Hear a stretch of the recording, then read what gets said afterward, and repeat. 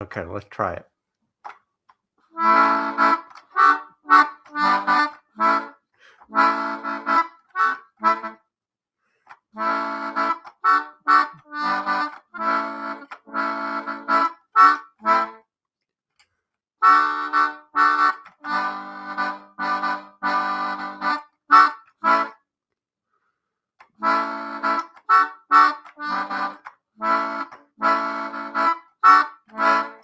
Okay, not so bad.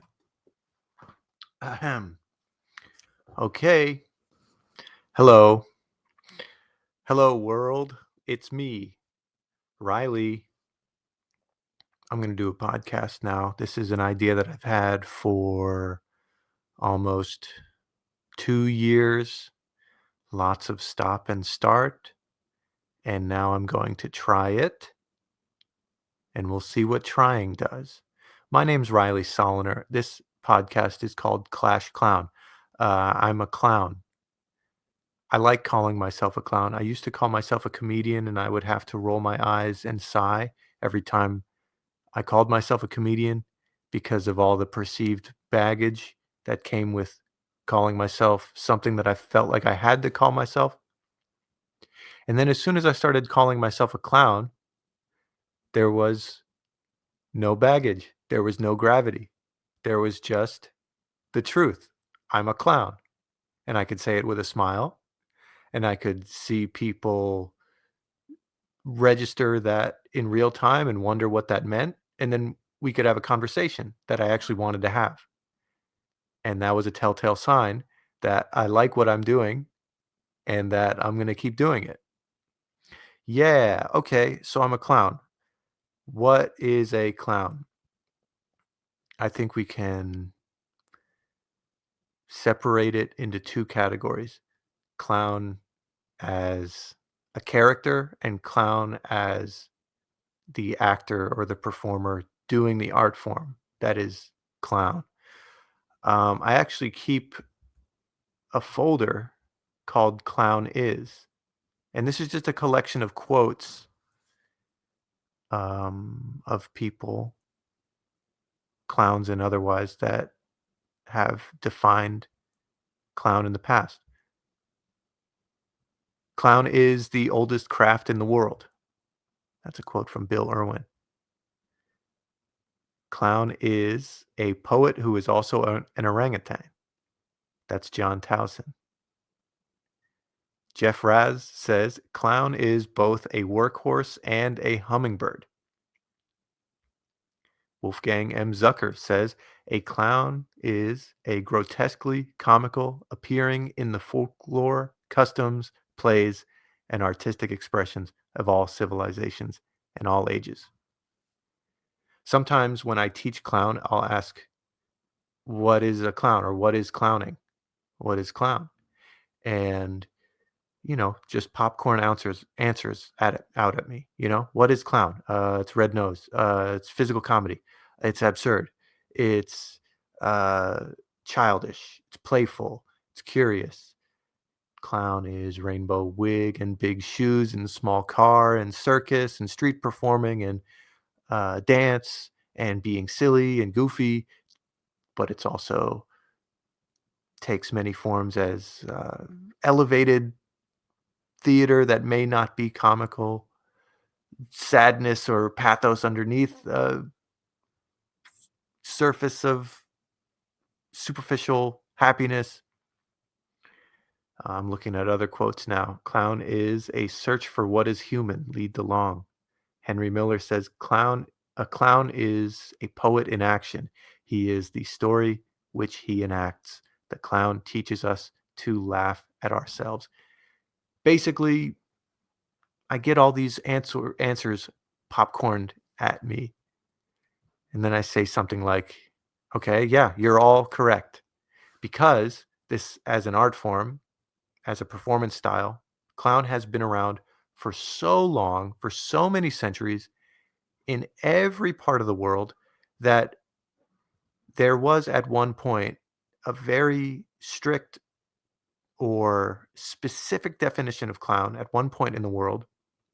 And we can look at a different era and a different place and see that there was a different definition of clown, diametrically opposed to that first one or any other, but they're all under the umbrella. They all make sense. They all are valid as definitions of clown. Some clowns speak, some clowns don't. Some uh, have a very confrontational, participatory style of performance. Some don't. Some perform solo, some perform in large groups. Not all clowns perform at birthday parties, and some perform at the circus, some perform on the street, some perform in theaters. So I enjoy learning about clown. I enjoy discussing it, and I enjoy performing the art. I'm making this podcast because I enjoy the ways that the art form and the philosophy overlaps with different arts and philosophies and lifestyles. I have I have a lot of elder clown mentors that I've interacted with over my years of doing this. One of them is Moshe Cohen, founder of Clowns Without Borders. And in a short workshop with him one time, he broke it down like this. Picture a Venn diagram. And in one circle is the stage, and the other circle is the audience, the public, wherever they're sitting. And in the middle of the Venn diagram, that almond-shaped sliver, new vocabulary word, the mandala of the Venn diagram, that's the magic circle. And that's where the clown lives. That is where the clown not only lives, but that's where the clown is inviting the audience to play and participate and join in on this fun, on this journey that they're going on. And I think about that magic circle a lot. And I think about uh, this art form as an opportunity to connect with people on a very deep level, on an emotional level, in play and in creating something new.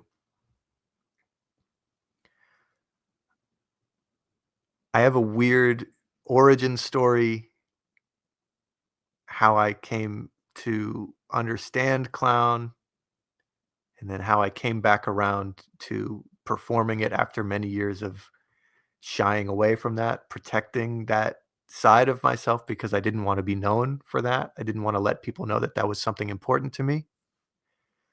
I guess the short story is my parents met through a hippie commune that was founded by a poet, activist, clown. And so I grew up in and around a communal living situation where clowns were revered and held to like people sought out the attention and the good graces of this clown, this kind of rock and roll radical clown. And he founded a summer camp that I attended as a kid and then work at now. And this is a summer camp that is it's a circus arts summer camp, and it also is heavily the philosophy of the place and its practice is heavily rooted in building community and building kids up to be leaders in compassionate, playful kindness. And so we take a lot of cues from clowns, from trickster myths, and humor in general as a way to connect with people. So that was a very formative, influential force in my life. And then years later, after I moved to New York and decided I wanted to be a comedian, but a very specific, cool improv comedian. Um, I didn't want anybody to know that my parents were hippies, and that kind of made me a hippie too in some ways. And that I went to this summer camp that was founded by a clown, and I loved to juggle. I didn't want anybody to know because I just didn't, because I was making friends in an environment that was competitive and, uh, everyone's moving to New York to be a cooler, tougher, resilient version of themselves. So everyone's trying to be vulnerable in this comedy arena, but they're also guarding off parts of themselves that would actually help their comedy practice if, because it would probably make everyone more interesting if they would be less guarded around this stuff. But everyone has their reasons, and this was part of my reason. And it took years and years of getting burnt out by this environment to finally find myself in an acting class which had a clowning unit, a theatrical clowning unit. And in the middle of learning about, okay, back to this magic circle, right? Learning how to connect with an audience. I had been on stage for years with no script, improvising with a team, just making up a show from nothing. But it was this very simple exercise in this theatrical clowning class where the instructor just very deliberately turned her head and looked right at me. Very, very simple, striking, deliberate, extended moment of eye contact where it felt like I was being struck by inspiration. I was being struck by some kind of electric bolt of the real deal, what this really is about. And I learned from that theatrical clowning technique that, to me, clown is the constant dissolution of the fourth wall in theater. The clown doesn't have a fourth wall. They are 100% focused and dependent on the reaction, the participation, the joy, the pleasure, the exchange with the audience, or as we like to say in clown, the public. Or sometimes when we're being snooty and silly, we want to elevate it a little bit, we call it the public, right? So from there, I started working on different bits, and the bits built into shows where the clown is just reveling in the privilege to have an exchange with the public.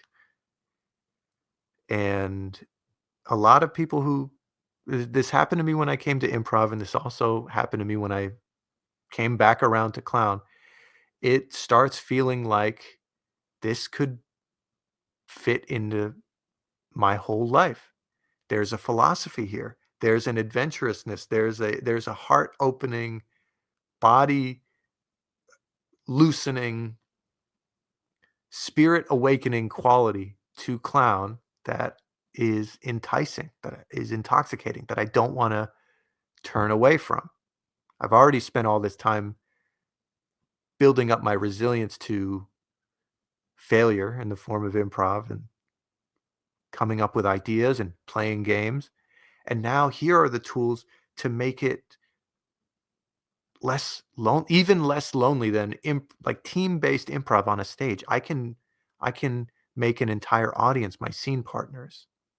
I can learn to take the temperature of the room with a glance, with an offering, and I can learn to graciously accept whatever I get back, and I can play, not just, well, not just think too hard into a scene, but I can just play with them, get right to the playfulness. So I guess that's what I like about this. That's what I'm about right now. I'm teaching at Brooklyn Comedy Collective. I teach an introduction to clown. It's a 7-week class. And I'm really, really proud of the work that I'm doing there. I'm proud that the work seems to be landing on my students, and we put together these beautiful, fun shows that are just little love fests for the audience. And so I just am looking for ways to make that a bigger part of my life. There's a little clown community bubbling in New York City right now between Brooklyn Comedy Collective and different variety shows happening around town. Clown is having a moment is kind of a cliche that gets thrown around. Oh, yeah, clown is really having a moment right now. And sometimes I bristle at that, learning more and more about clown history and lineage. Think about how, like, clown is never not having a moment. Sometimes it's harder to trace. Maybe it's not favored in mainstream popular culture right now, but you can see once you learn a little bit of the technique, you can see it working everywhere. You can see musicians and dancers and artists of all kind either using connection with the audience or persona and alter egos and theatrical costuming and absurdity as a way to express themselves and express ideas bigger than words. And it's so fun. And I'm really enjoying playing.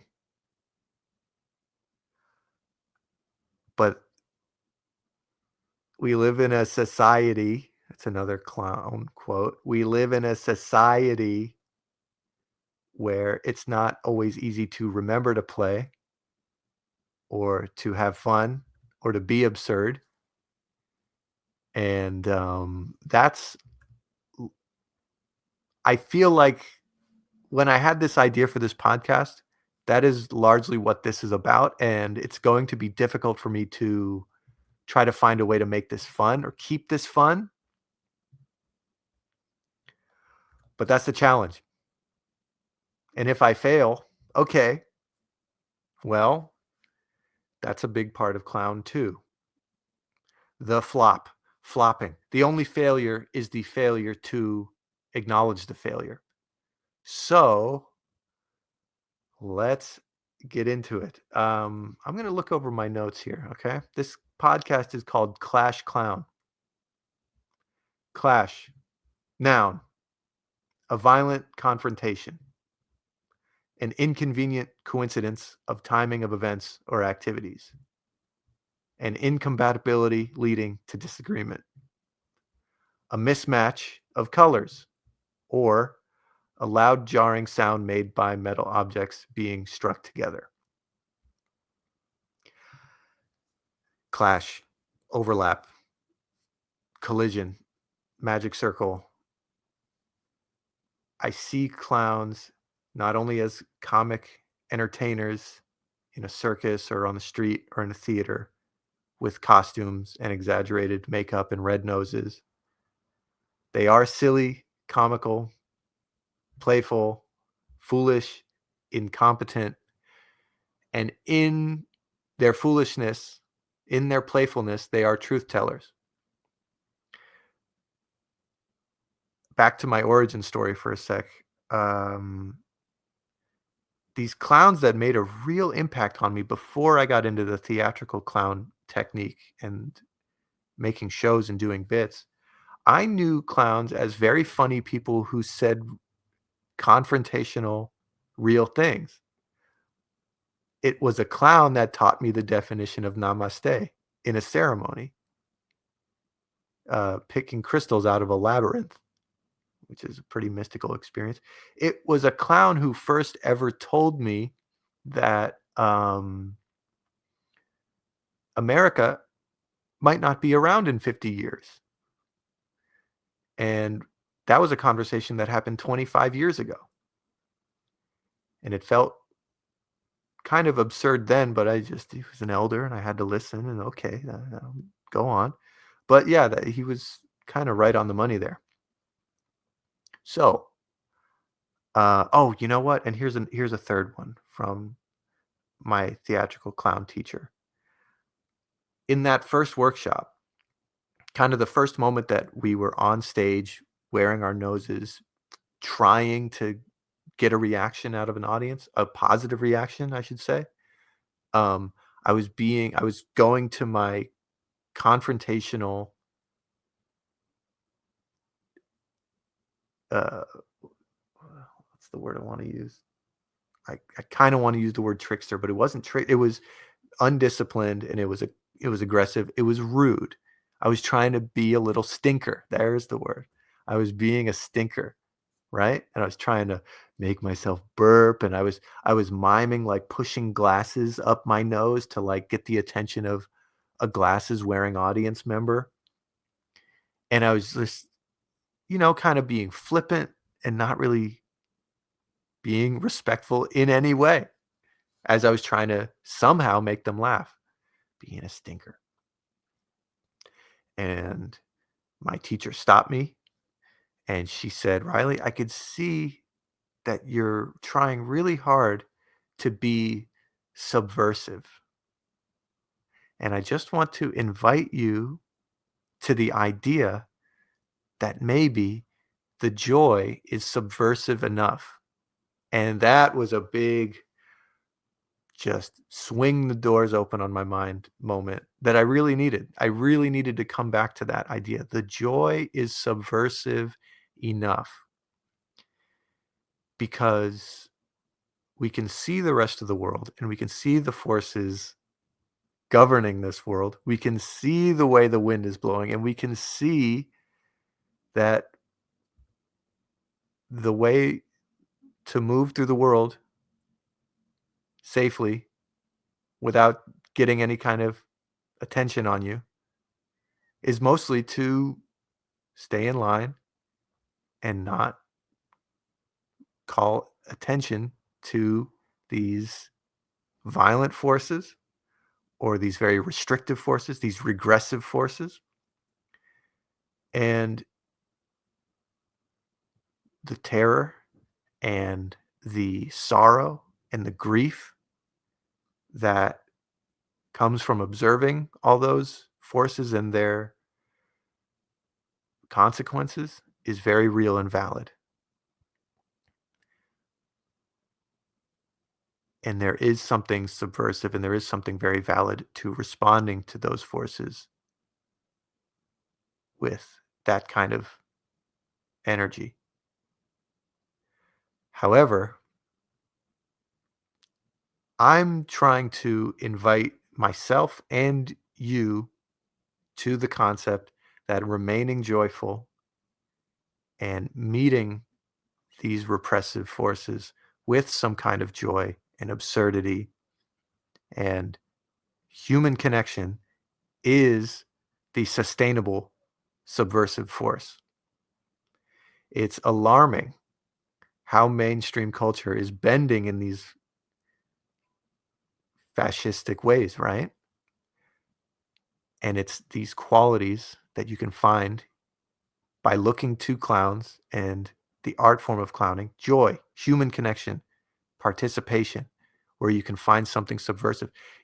In this time that we're living in, something as simple as gathering in a room to watch a show, to laugh, to maybe be tricked into experiencing a beautiful moment in a small way is the grain of a subversive force that can be sustainable, that can open people's minds to something greater than what we're enduring right now.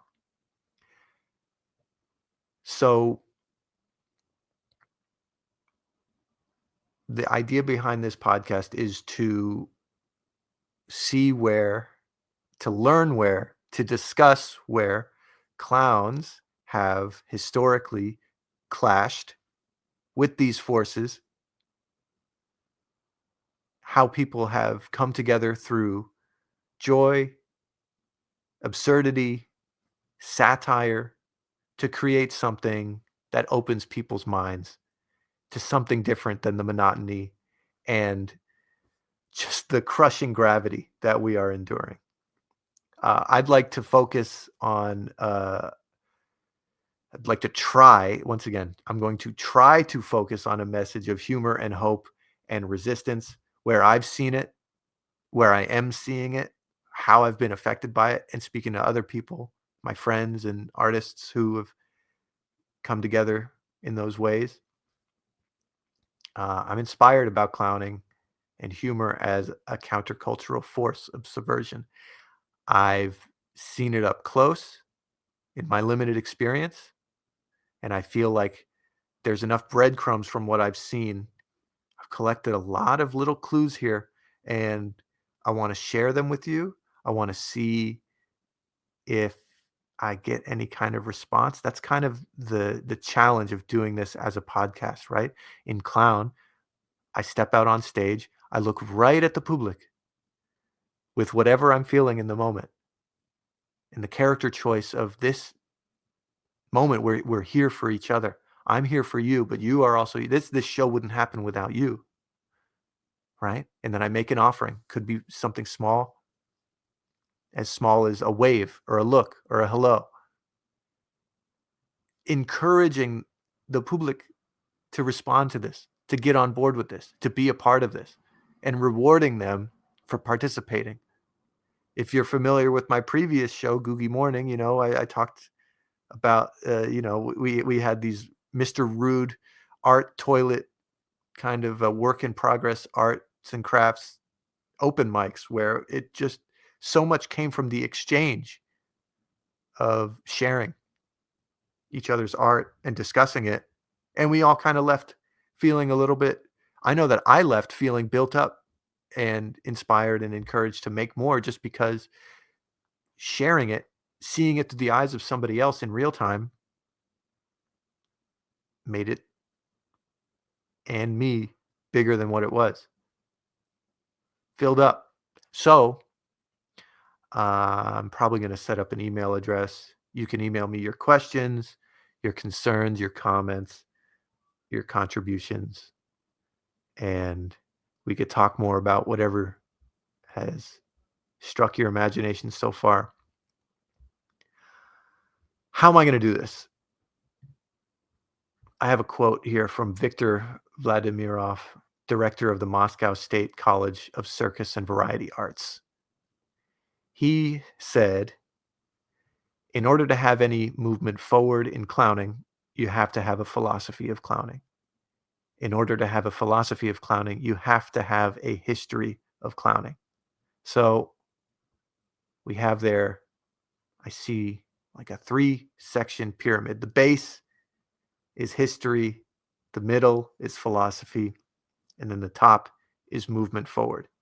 I've been quietly nerding out, doing research, collecting bits of history that seem relevant to this discussion. And I'm trying to allow that to inform a philosophy that's forming. And this podcast is one of those pieces of evidence of forward movement in me trying to be a good clown, be a great clown,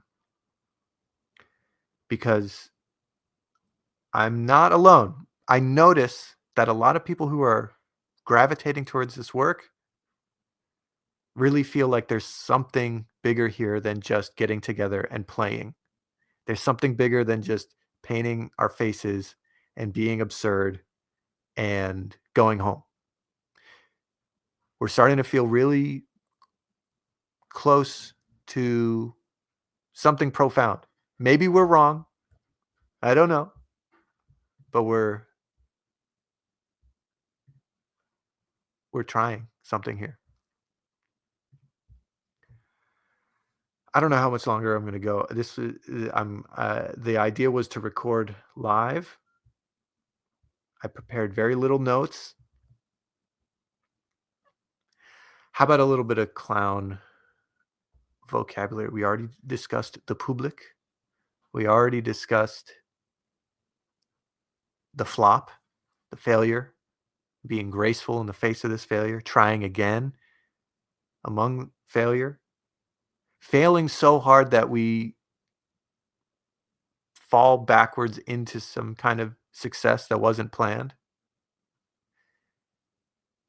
How about one more vocabulary word?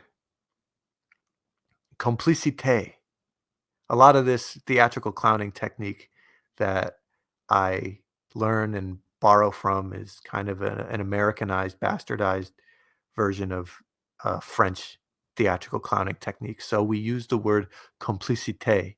We say good complicité when two clowns are on stage and they look to each other, and then they look to the public, and then they look back at each other with no words.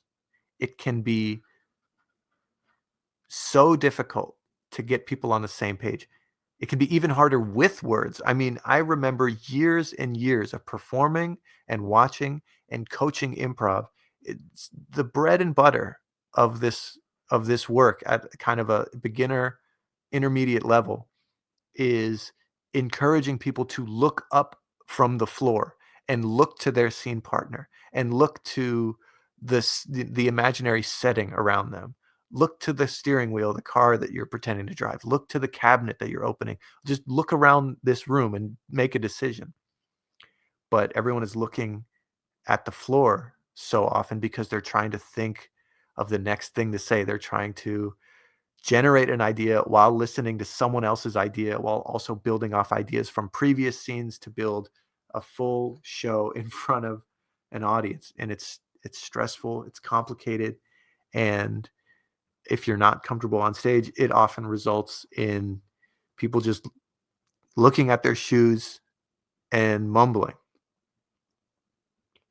And to ask anyone to do an improvised scene silently is like just such a next level challenge that it's not even worth asking that, because it's just going to be too hard. It's not going to be interesting, and it's going to devolve into something nonsensical, right?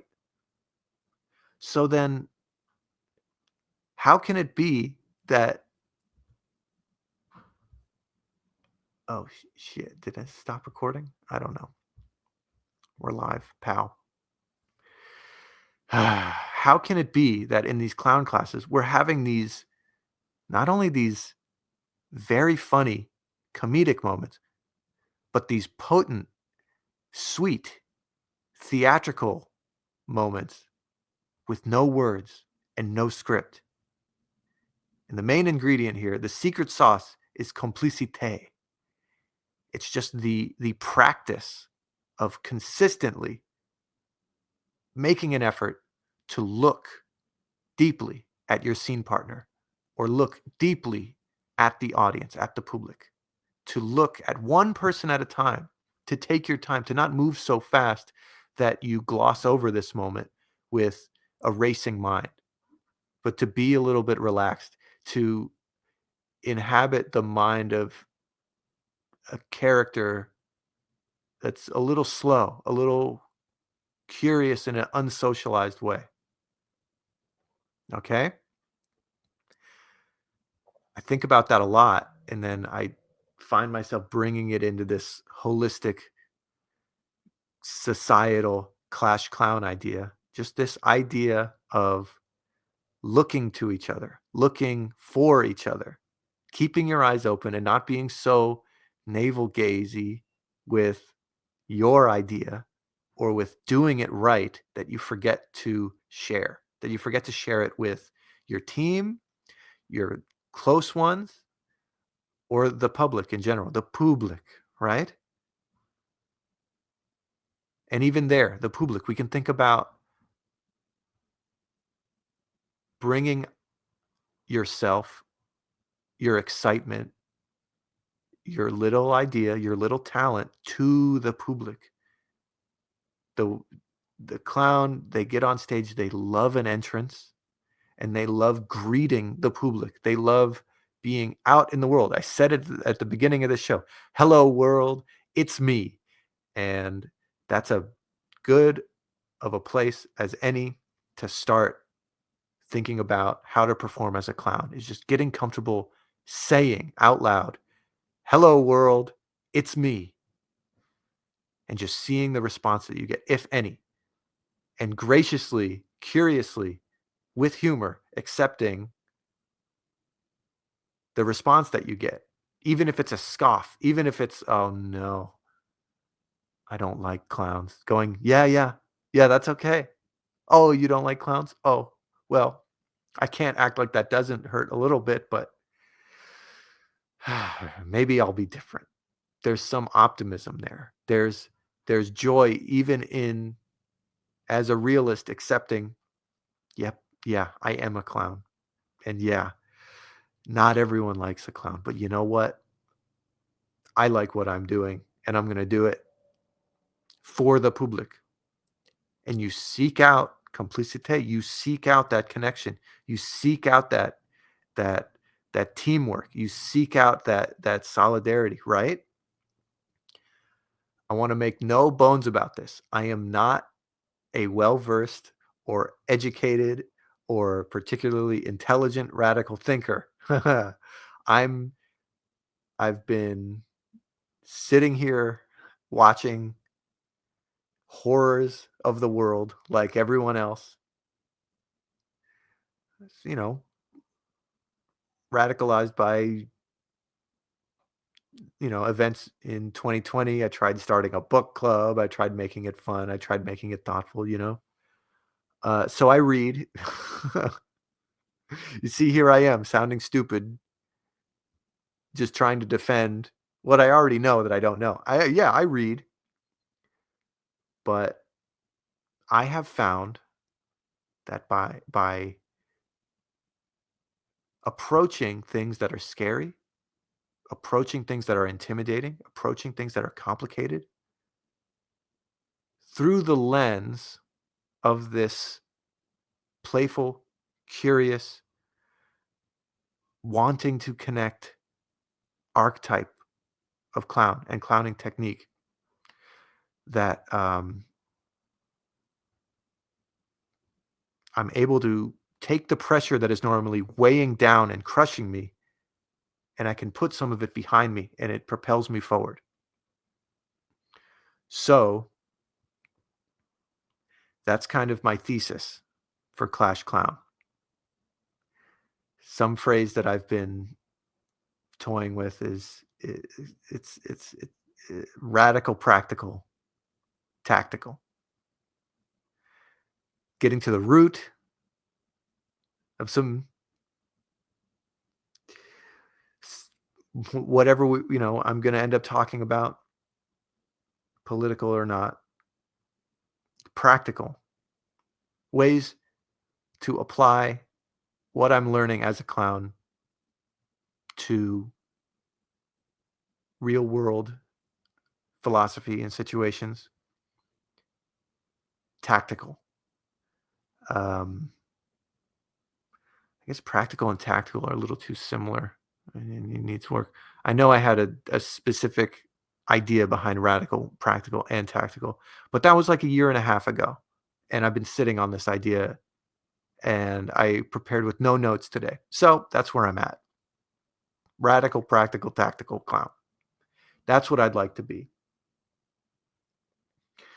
I'm gonna quickly look over my note. Why look over my notes? Here's what else I want to say. I'm very excited to introduce you to some friends of mine who think similar to me or who have opened my mind in these ways. I'm excited to introduce you to some very deep thinkers that I've met through working at this hippie summer camp that I've known for a very long time. So we it's just it's very it's hard to admit sometimes, especially because I don't know who's listening, but it can be hard to admit that something that I feel very deeply and strongly about and that I connect so deeply and strongly about with some of my closest friends is this intersection of clown and radical politics and just being a some kind of compassionate, creative thinker and doer. I'd like to be more of a doer. I'm doing a lot of thinking right now without a lot of doing, and I think that's what's partially making me so anxious to do this podcast and just to even approach this idea. because the action hasn't quite been there. And so much of my work as a clowning teacher is encouraging people to just try something instead of thinking about it. And then just showering them with positive feedback that isn't even coming from a a place of effort. It's just so apparent what I see when these little baby clowns just try something, and then we see the whole room light up with possibility. So hope I imagine that before I get comfortable bringing other people on and learning how to be a good interviewer, I'm probably just going to ramble like this for a few episodes and share with you my notes, my philosophy, some writing that I've done. And then it'll be discussions. I would love to do some field research. I wish I had recordings of times I've gone and been a part of. I was part of the climate march with Bread and Puppet, this amazing radical circus troupe from Vermont that came down to New York. That was a great experience. Times I've been at summer camp, other just clown travels that I've made. Well, there will be more. I got a lot of ideas here. Okay, yeah, this seems like a good time to taper off. Thank you for listening. I'm going to start an email address. If you already know my personal email address, and if you listen to this, you can let me know if you liked it, if this stirred up any ideas. But I'll get an email address specifically for the show, for the next episode. Oh, you know what? I'll leave you with this, because this is episode 0. This is not episode 1. And that's because I'm kind of uh, a novice tarot card freak, right? And there are 78 cards in a tarot deck. And the first card is number 0. And it's the Fool.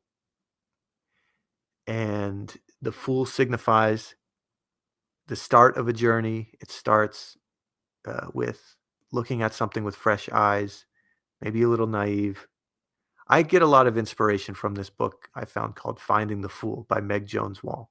And so some of the keywords that Meg wrote in describing the Fool are as follows: desire, profound trust in self, fearlessness, intuition, new beginnings, taking a chance without a full plan, moving into the unknown with joy, seeing endless potential, a fresh start, an unknown journey, inexperience, freedom, aspiration, and risk.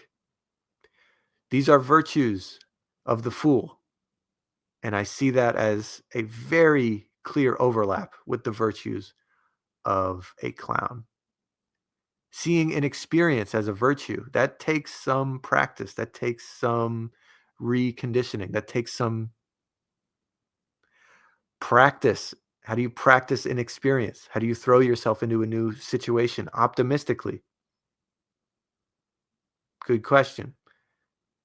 So yes, find your fool. Be a fool. Find your clown. The joy is subversive enough. America's ending in 25-ish years, and namaste. All messages from esteemed clowns. We'll get into more of that later. Thank you so much for being here. I'm Riley. I'm a clown. This is Clash Clown. Here, I'll play you off. Let's see. Let's get my melodica once more. And then I'll get into the origin story why I play this song as a theme song later. But here we go.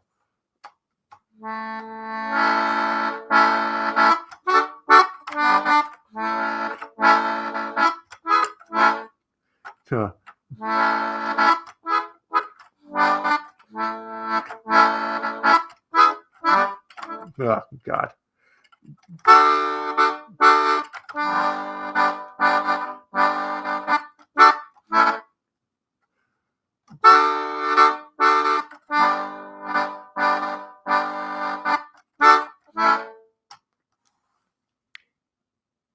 Thanks. Talk to you next time. Bye bye.